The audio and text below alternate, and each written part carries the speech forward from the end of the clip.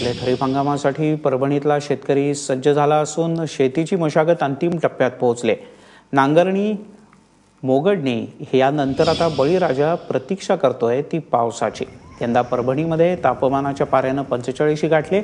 या वाढत्या तापमानात सुद्धा शेतकरी बैलजोडी घेऊन नांगरणी करतायत। सतत 3 वर्षाच्या दुष्काळानंतर गेल्या वर्षी समाधानकारक पाऊस झाला, त्यामुळे बियाणे आणि खतही मुबलक प्रमाणात आहेत। गेल्या वर्षी सोयाबीनला कमी भाव मिळाल्यानं यंदा शेतकरी कापसाकडे वळण्याची शक्यता आहे।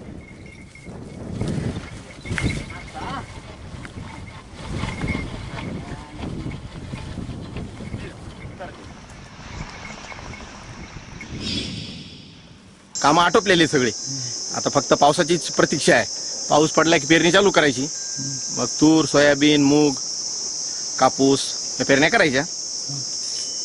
बी भरण वगैरे झालं का? बी भरण वगैरे खत वगैरे आणून ठेवलेलं आहे, आता फक्त बियाणं राहिलं आणायचं। पाऊस पडला की बियाणं घेऊन यायचं आणि सुरू करायचं पेरायला। पाळी घातली, त्या जमिनीला रोटर केलं, पुन्हा आता पावसाची वाट पाहतो, हाताची बुडून ठेवली।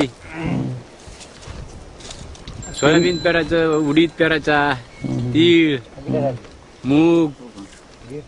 कधीपासून सुरुवात होईल पेरणीला? पाऊस पडले की पावसाची वाट पाहतो। 7 जूनला पाऊस पडलं तर बरे, नाही पडला लांबलंच, मग काय करा, त्याला इलाज नाही।